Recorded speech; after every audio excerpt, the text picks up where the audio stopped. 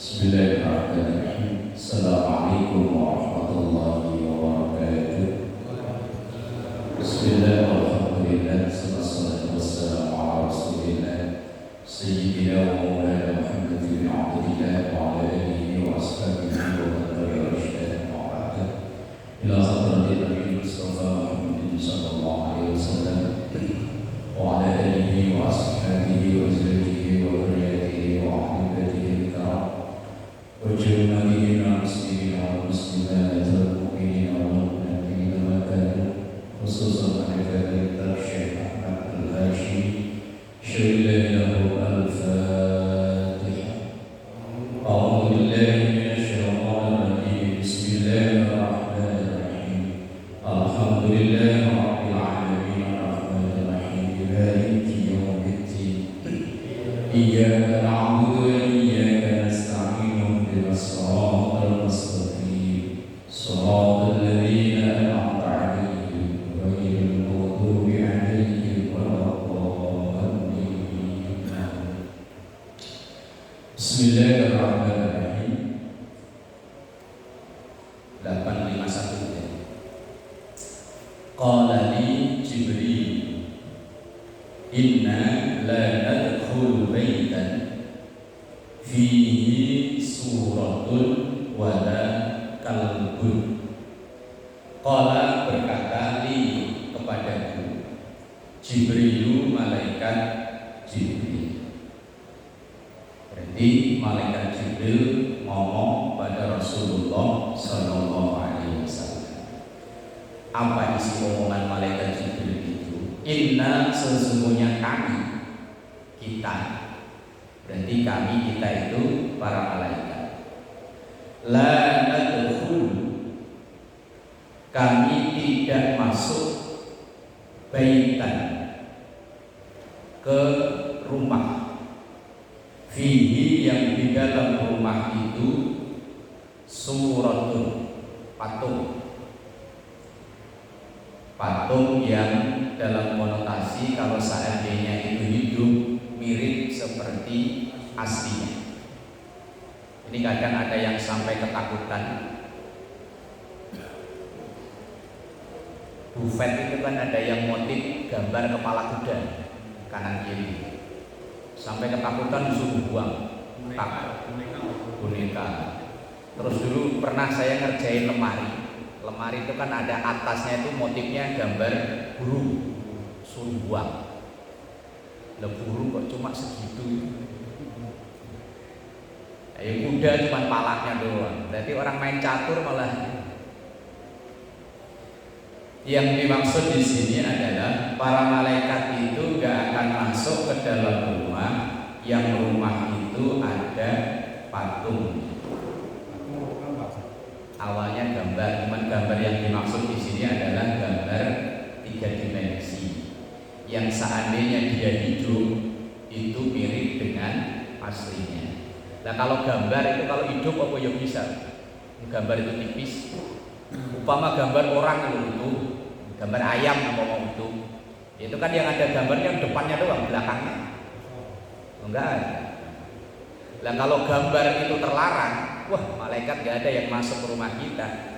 Itu dompet itu foto KTP, duit, terus apa? Kalau kakak nggak ada ya, SIM. Walaupun gambar itu 3 dimensi. Lah iya. Ya kayak hidup. Lah iya yang kayak hidup, yang seandainya hidup itu mirip dengan aslinya. Patung pun kalau misalnya patung gajah cuman gedenya kok segini, Pak. Ya apa ada gajah gedenya segini? Boneka. Artinya yang terlarang itu adalah yang seandainya itu hidup, bisa hidup itu mirip dengan aslinya. Kalau ayam ya mirip, ukurannya segede ayam beneran itu. Lah kadang kan boneka kecil. Apalagi mainan anak-anak di rumah saya itu macan banyak, cuman kan kecil-kecil. Gajah, terus yang kayak plastik itu di apa itu gajah, apa macam-macam kan. Lah yang terlarang itu yang seandainya hidup, ya kambing ya seukuran kambing gitu. Terus ayam ya seukuran ayam. Lah kambing kok ukurannya cuma segini ya. Bukan kambing, tikus itu. Segini. Wala kalbun, yang di dalamnya ada anjing. Kadang ini ada yang ngeyelin begini. Nah, kalau rumah kita nggak dimasukin malaikat malah kebenaran panjang umur. Ya kan malaikat Israel nggak masuk ya? Ini lagi diartiin apa nih? Ada ya? Ini kan maksudnya tidak. Tidak nadkhulu, kami masuk. Kami itu maksudnya kami malaikat tidak akan masuk baitan ke rumah fihi, yang di dalam rumah itu suratun, patung, wala kalbun, dan juga tidak masuk. Nah, gitu kalau maknanya Pak Ji. Yang di dalamnya itu ada kalbun, anjing. Berarti kalau malaikat nggak masuk malah beneran ya panjang umur. Israel nggak masuk. Ya kan Israel nungguin di luar. Enggak begitu. Yang tidak masuk ke dalam rumah itu adalah malaikat-malaikat rahmat. Malaikat yang membawa damai. Itu Ustaz, kalau rumah panjang. Belah sini ada anjingnya. Itu kan nyambung. Ya kan bukan rumah kita. Ya kan bukan rumah kita. Itu berarti nyambung. Lah iya, nyambung bukan rumah kita. Rumah tetangga kan statusnya. Iya. Lah, anjing itu juga nggak semua anjing terlarang untuk dipelihara. Ada anjing yang memang boleh untuk dipelihara. Misalnya anjing untuk pelacak tuh, apa yang dipelihara sama polisi, itu boleh. Terus anjing yang digunakan untuk berburu, anjing yang digunakan untuk jaga rumah, boleh. Lah yang nggak boleh itu kan yang nggak ada manfaat sama sekali, hanya untuk gaya-gayaan. Dan saya pernah memang kerja di satu rumah. Orang itu dirjen Bimas Islam. Namanya itu sering dicantumkan di buku-buku yang dikeluarkan oleh kalau dulu Depak namanya dulu, kalau sekarang kan Kementerian Agama. Bahkan anjing itu kalau dia libur sering diajak jalan-jalan.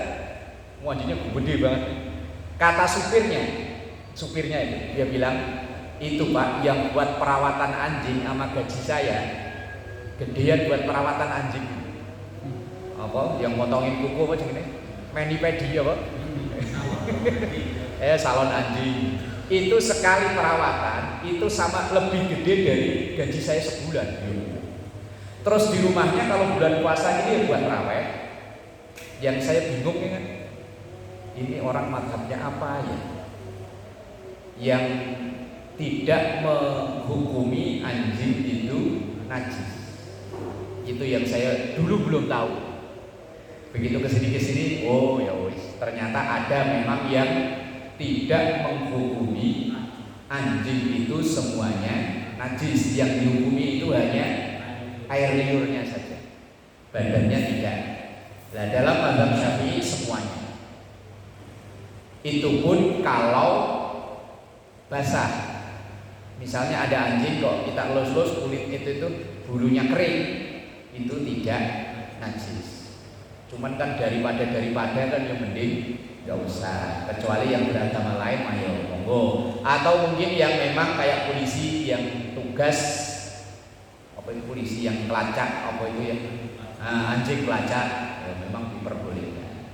Atau yang zaman dulu memang anjing itu rata-rata dulu ya bala melihara buat jaga binatang ternak kayak sound the sheep gitu.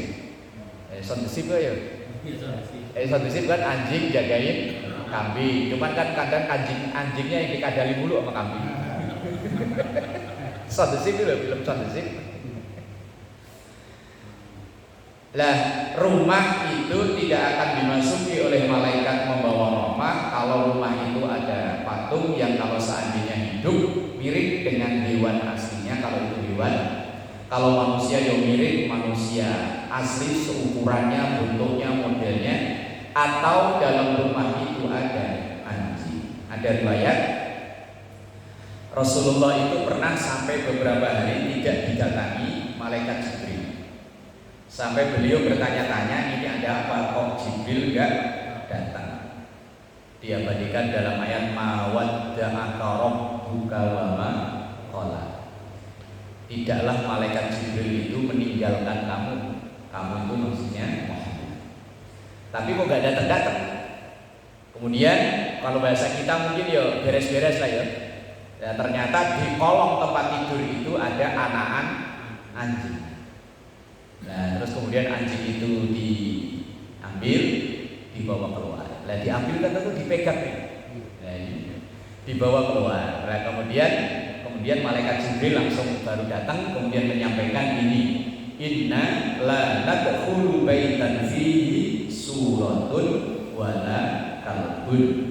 Kami, kata malaikat Jibril, kami itu berarti Jibril dan malaikat yang lain, tidak akan masuk ke dalam rumah yang dalam rumah itu ada patung dan ada anjing. Rawahul Bukhari.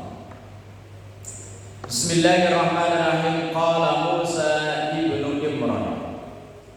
Berkatalah Nabiullah Musa bin Imran alaihi salam, ya Rabbi, wahai Tuhanku, man a'azzu ibadika indana. Man siapa? A'azzu yang paling terhormat, paling mulia. Atau maknanya begini, a'azzu ibadika, orang yang paling terhormat dari hamba-hambamu, indaka di sisimu. Ini nama Nabi Musa bertanya kepada Allah, ya Allah, siapa orang yang paling terhormat di sisimu itu? Qala, kemudian Allah menjawab, man idza qadara ghafar. Man yaitu seseorang idza qadara, ketika ia mampu untuk membalas, ghafar, tapi ia memilih memaafkan. Itu kan bukan perkara mudah ya. Umpama ada orang minjem duit sama kita bertahun-tahun, jumlahnya banyak, asal ditagih galakan dia. Lah suatu saat dia minjem lagi, terus dia minta maaf.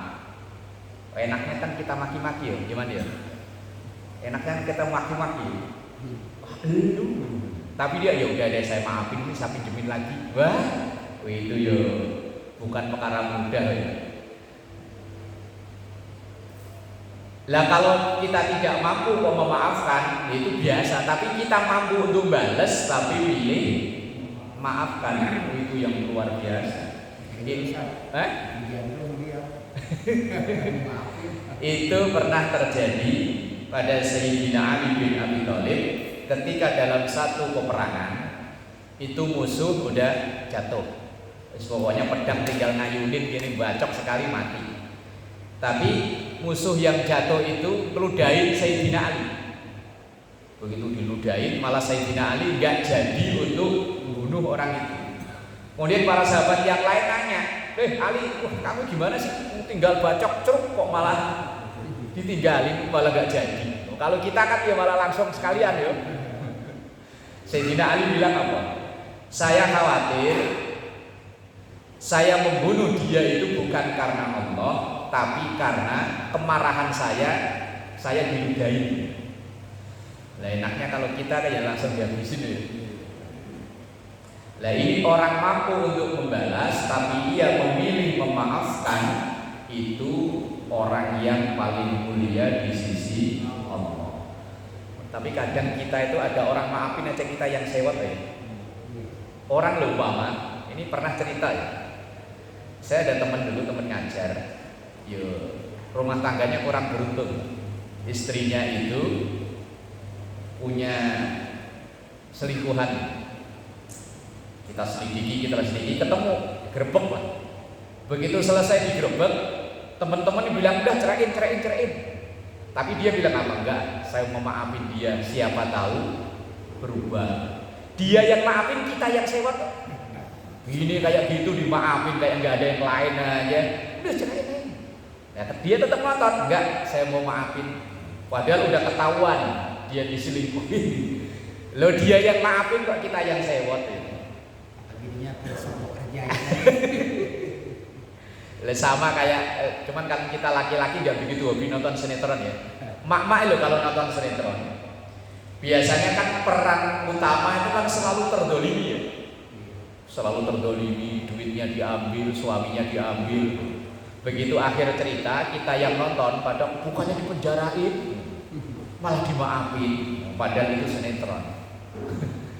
Bohong-bohongan. Di dunia nyata ya, pernah ngalamin, dia yang maafin kok kita yang sewon. Bukannya disikat aja, ceraiin aja, yang lain masih banyak. Lah, orang hebat itu adalah orang yang mampu untuk membalas, tapi dia memaafkan. Itu yang luar biasa, dan itu yang dicontohkan oleh Rasulullah sebetulnya. Cuman kita sebagai umatnya kok itu susah para pengwali gitu. Lah iya. Rasulullah itu ketika beliau hijrah ke Taif, ditipukin batu, dilemparin batu sampai sebagian tubuhnya berdarah. Kemudian malaikat yang mengawal Rasulullah bilang, ya Rasul, apa perlu itu orang-orang Taif saya timbukin, saya gunung bukit yang ada di Taif itu kan bukitnya ada tinggi itu, dibikin longsor, kemudian orang-orang itu mati semua. Lah kalau saya yang ditawarin begitu, gaskeun, gimana Riz? Gaskeun, gas, babat. Umpama loh, saya pernah didolimi orang, terus ada yang nawarin, gimana saat sikat, habisin. Iya kalau saya kan gitu ya. Tapi Rasulullah bilang apa? Jangan, biarin. Siapa tahu dia hari ini musuhin saya, besoknya tobat. Ya kalau dia enggak tobat, siapa tahu anaknya, siapa tahu cucunya. Bahkan ketika digituin itu Rasulullah berdoa dalam doa, Allahumma hdi qaumi fa innahum la ya'lamun. Ya Allah, ampuni mereka-mereka itu. Allahumma hdi qaumi, ya Allah berikanlah hidayah kepada mereka-mereka itu. Kaumku. Mereka berbuat seperti itu karena mereka tidak tahu. Itu Rasulullah. Makanya ya beliau bilang, ini sabda firman Allah, idza qadara ghafar. Ketika mampu untuk membalas tapi dia memaafkan. Wong ada orang berbuat salah sama kita, dia jujur aja, kita pengennya nabok aja. Umpama lho Pak Haji. Pak Haji udah nanding pisang, wah dia ini bagus, hilang. Begitu lain hari, Eman datang, Pak Haji, saya mau minta maaf. Ada apa sih Man? Maafin dia, ya. Pisang kemarin yang ngambil saya. Umpama kayak gitu, dimaafin mau dimaki-maki dulu Pak Haji. Kalau temen maafin. Oh kalau temen. Kalau karena untung. Iya. Umpama kan san gondok ya pisang udah ditungguin, wah bagus nih, wah digoreng. Paling gombal doang. Iya. Begitu pas udah bawa pisau dari rumah, bawa karung mau buat ngarungin pisang, hilang. Wah sialan, diambil orang. Marah-marah kan, ngomel-ngomel kan. Lain hari setelah seminggu, Eman datang, Assalamualaikum Pak Haji. Ada apa Man? Enggak, saya mau minta maaf. Ya apa Man? Ya udah maafin dulu Pak Haji. Ya udah saya maafin. Enggak, pisang kemarin saya nyolong. Kan enaknya digeplak dulu baru dimaafin ya. Berat ya, memaafkan itu abot. Apalagi dengan orang-orang yang dulu pernah kurang ajar sama kita, maafin ya abot. Kita lagi kepepet, motor dibawa kabur, tahu datang dia minta maaf, mau minjem duit. Ya. Wih, enaknya kan.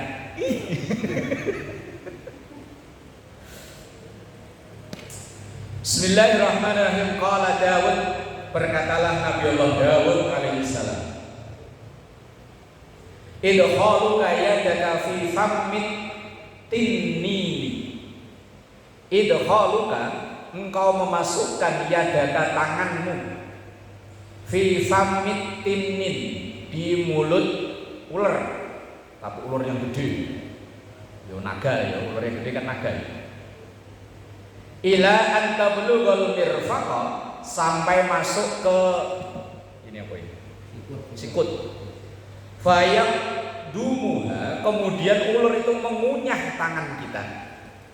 Khairun, itu lebih baik laka kepada engkau, min antas alaman lam yakun lahu syai'un summakani, daripada engkau meminta kepada seseorang yang orang itu tidak punya, kemudian karena nggak enak sama kita, kemudian dipaksain ada-adain. Nah ini etikanya. Meminta itu kan halal ya. Lah tapi kita minta ke orang yang orang itu nggak ada. Man pinjam duit ya man, mau buat mudik nih 5 juta, 9 juta lah ya biar agak banyakan. Lah Eman nggak punya nih, akhirnya Eman maksain nyari pinjaman. Lah itu saya nih yang menyebabkan Eman sampai ngadain minjem. Oh itu masukin tangan ke mulut ular itu lebih baik daripada begitu. Nah ini kadang kita kalau minta kan maksa ya. Padahal artinya orang yang kita mintain itu ya memang nggak punya beneran. Usahain kek, membuat mudik nih, udah nggak punya apa-apa nih. Akhirnya karena orang yang kita mintain itu nggak enak, akhirnya dia nyari pinjaman ke sono kemari. Padahal dia sendiri nggak ada. Nah itu orang yang begini ini nih. Seandainya ia memasukkan tangannya ke binatang buas, kemudian tangannya dikunyah-kunyah sama binatang buas itu, lebih baik daripada ia meminta kepada seseorang yang orang itu dia nggak ada, tapi karena nggak enak sama kita kemudian diada-adain, dipaksain. Tapi kalau dibercandain mah nggak apa-apa ya man. Semangka nih 2 gerundung, ntar takutnya nggak ada diada-adain.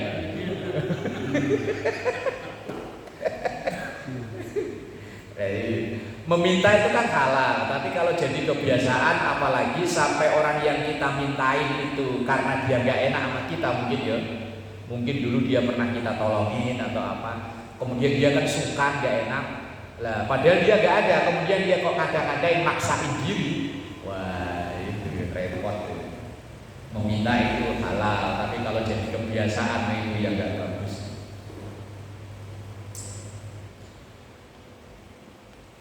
Bismillahirrahmanirrahim. Qalat Ummu Sulaiman bin Dawud li Sulaiman.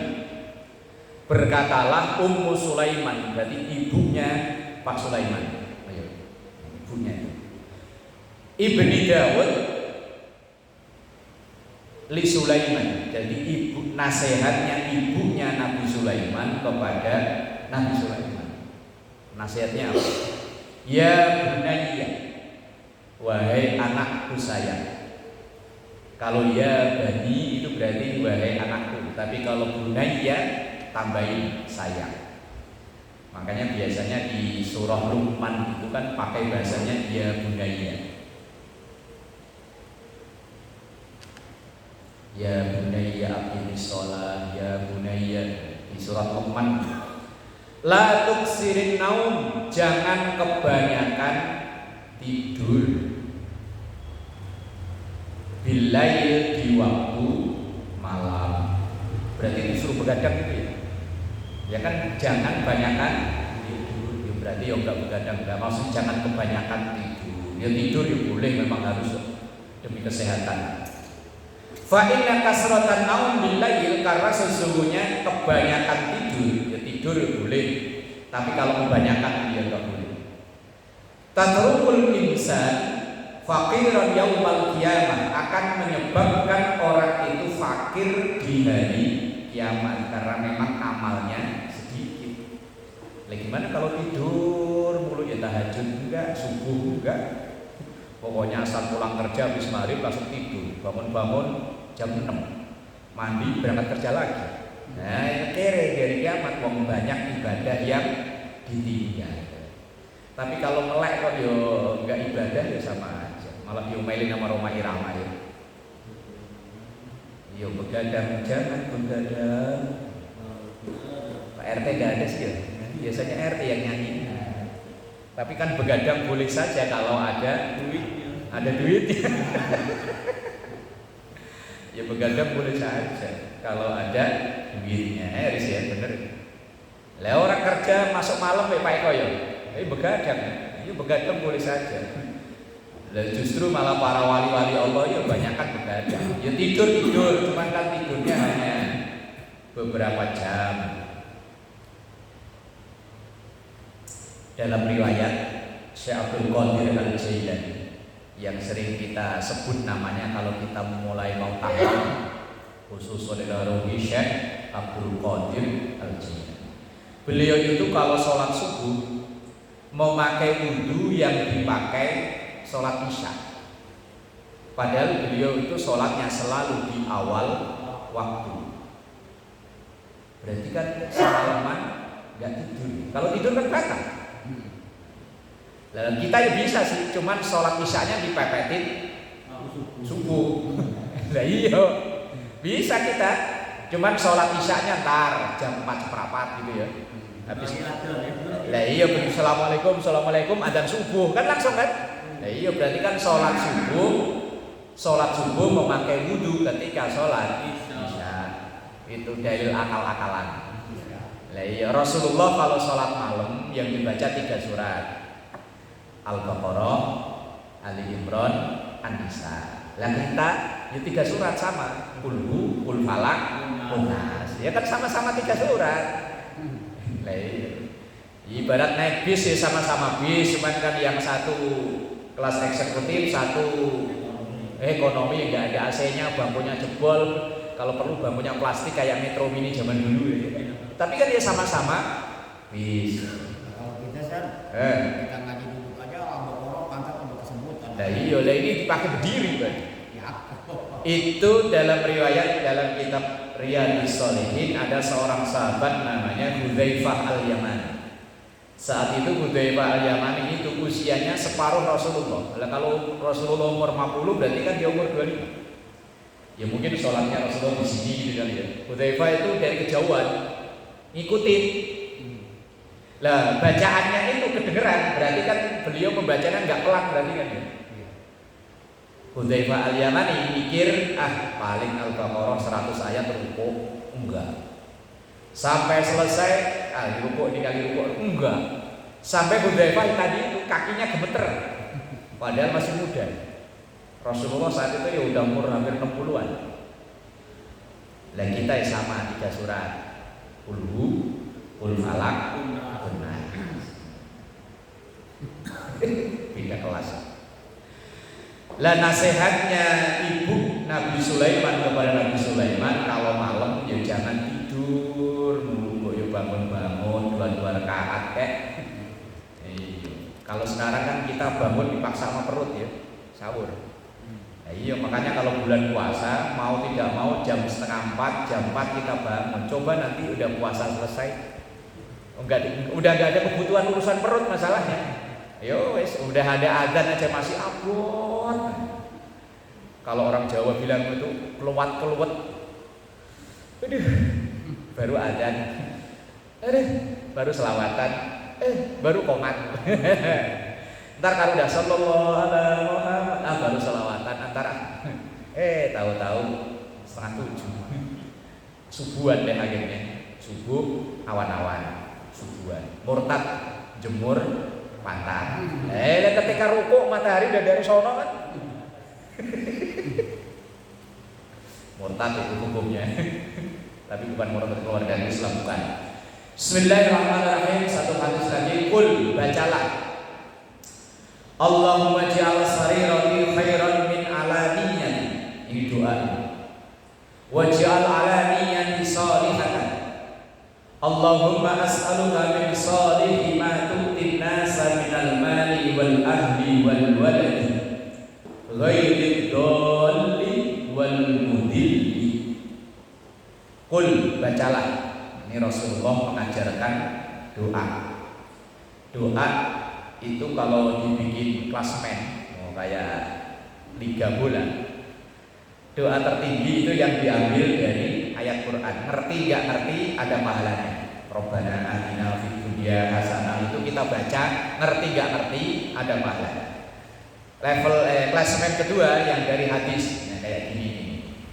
Yang ketiga yang diajarkan oleh guru atau yang diijazahkan oleh guru. Yang keempat, doa yang kita tahu artinya. Nah, kebetulan kita dilahirkan di Indonesia, yang kita paham yang kita paham doa yang berbahasa Indonesia. Kalau saya pribadi ya, apa itu? Ikut ngaji kucing. Kalau saya pribadi kadang kalau doa yang saya sendiri nggak paham, ya nggak pernah saya baca. Doa berjanji itu banyak kalimat yang saya sendiri nggak paham. Karena kan berjanji itu banyak bahasa-bahasa kias. Ya kalau ada orang berjanji atau apa baca doa saya yang saya bisa arti. Allahumma ya Allah ij'al jadikanlah sarirati khairan min alaniyati. Sesuatu yang saya rahasiakan lebih baik daripada sesuatu yang saya perlihatkan. Ikutin sini. Biarin. Mau ikut ngaji yuk. Ya Allah, sesuatu yang saya umpetin moga-moga lebih baik daripada sesuatu yang saya nampakin. Lah kita ini kan yang dinampakin ini yang dibaik-baikin ya. Yang diumpetin itu wis enggak karuan banget. Rumah aja kan yang kelihatan orang dipoles rapi. Yang belakang enggak kelihatan orang enggak karuan ya. Itu rumah. Lah ini maksudnya ya Allah perilaku yang tidak dilihat orang semoga lebih baik daripada yang dilihat orang. Tapi kan ya buat ya seringnya kita itu yang dilihat orang dibaik-baikin, yang nggak dilihat ya subuh seadanya. Kalau sholat sendirian ya bet. Kadang surat juga nggak dibaca ya. Wairil maghdubi alaihim langsung kok wus. Lah doa ini ya Allah semoga yang saya sembunyikan itu lebih baik daripada yang saya perlihatkan. Waj'al alaniyati salihatan, dan jadikanlah sesuatu yang saya perlihatkan salihatan, itu termasuk amal saleh. Sedekah yang diperlihatkan sama yang disembunyikan. Kalau sedekahnya dikit, makanya orang-orang kalau sedekah pada ditutupin itu malu karena dikit. Kan pada gini ya, kalau masukin kotak amal ya. Coba kalau yang dimasukin ratusan ribu. Jembreng. Kalau perlu malah enggak dimasukin kotak, lapor ke panitia ya. Pak, ini sumbangan dari keluarga saya 200.000. Coba kalau 2.000, enggak mungkin ya lapor panitia. Diumumin di Jumat gitu ya. Apa enggak boleh? Boleh kok. Oh, ayat Qur'annya juga boleh kok. Wa anfiqu mimma razaqnahum sirran wa alaniyah. Silahkan berinfak sirron. Prioritas utama ya rahasia. Hamba Allah 2 juta. Blok H. Nomor berapa, Man? Nomor rumah, Man? Nomor 22. Yang rumahnya madep ke timur.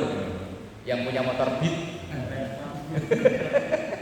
RT4 ya boleh, atau alaniyah terang-terangan boleh. Orang sedekah itu boleh terang-terangan, boleh diumpetin.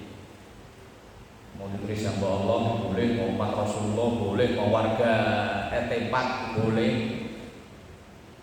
jamaah masjid boleh, enggak ditulis ya boleh. Allahumma ya Allah as'aluka, aku mohon kepada Engkau min salihi ma tu'innas, dari yang baik yang Engkau berikan kepada manusia. Minal mal seperti harta, wal ahli keluarga, wal walad dan anak. Ini doa kita ya Allah. Berikanlah, karuniakanlah kepadaku seperti yang Engkau karuniakan kepada orang-orang baik. Baik anaknya, hartanya maupun keluarganya. Kita mohon pada Allah kayak di penghujung doa duha yang paling ujung doa duha. Atani ma ataita ibadakas sholihin. Atani ya Allah berikanlah, karuniakanlah kepadaku ma ataita seperti apa yang Engkau berikan ibadah sholihin kepada hamba-hambamu yang soleh. Yang Kau berikan berarti berupa harta, berupa keluarga, berupa anak. Kita mohon pada Allah, ya Allah karuniakan kepadaku seperti yang Engkau karuniakan kepada orang-orang soleh, baik itu hartanya, keluarganya maupun anak. Ghairid dhalli, bukan yang sesat, wal mudilli, dan menyesatkan.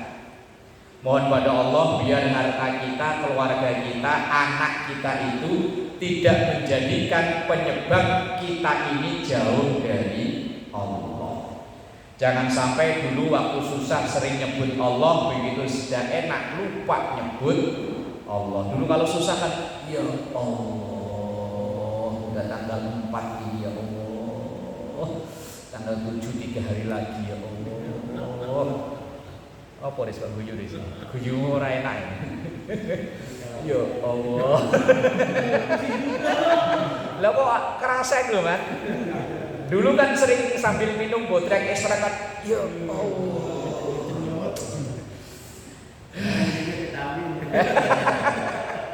Sambil ya Allah. Nyering nyebut Allah. Begitu udah punya banyak kan nyebut ya Allahnya itu kan udah jarang-jarang ya. Ayo. Jangan sampai harta kita itu menyebabkan kita ini melupakan Allah. La tulhikum amwalukum wala auladukum an dzikrillah.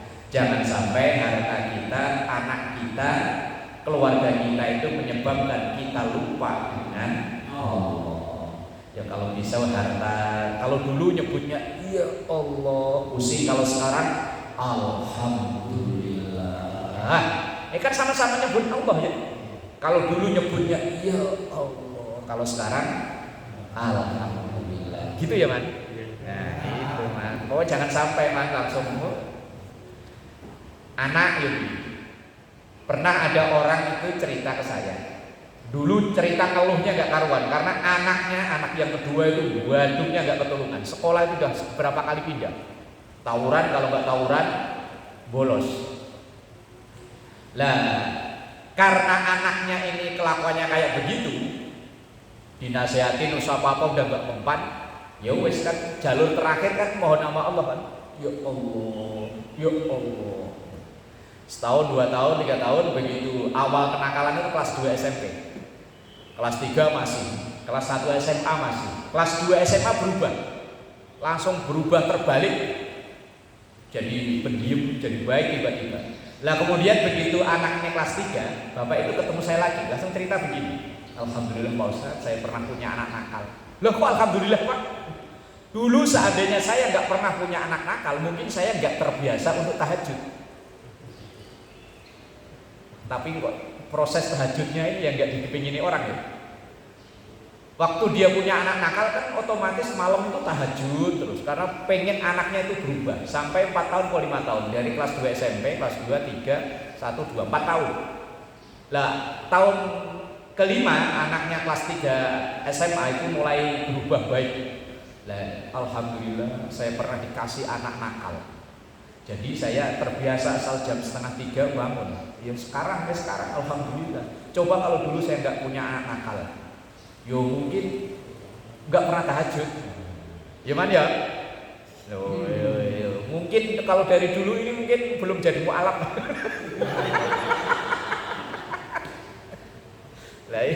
Lah kan orang itu kan prosesnya kan macam-macam aja.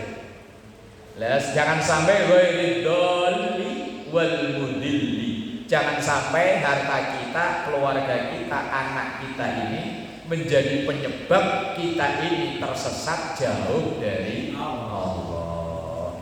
Anak itu yo kadang bisa membawa ke surga, bisa bawa ke neraka. Tapi penting kita udah ikhtiar semampu-mampunya kita. Lah nanti kok memang Allah berkehendak lain ya kayak Nabiullah Nuh alaihi salam. Nabi Nuh udah kurang apa ikhtiar kaya. Tapi Allah berkehendak lain ya wis. Pengennya sih ya kayak Nabiullah Ibrahim ya anaknya baik-baik, nurut-nurut. Cuman kan Nabiullah Ibrahim bininya 2 masalahnya. Mau niru ya, buat orang wani ya sih. Ntar ada piring terbang.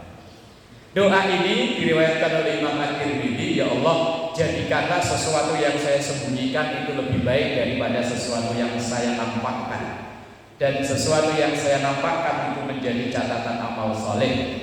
Dan ya Allah, karuniakanlah atau aku memohon kepada Engkau sesuatu yang Engkau berikan kepada hamba-hambamu yang soleh, baik hartanya, keluarganya maupun anaknya. Dan jangan sampai Engkau jadikan sesuatu yang Engkau karuniakan kepada itu menyebabkan aku tersesat. Wallahu a'lam bishawab. Al-Fatihah.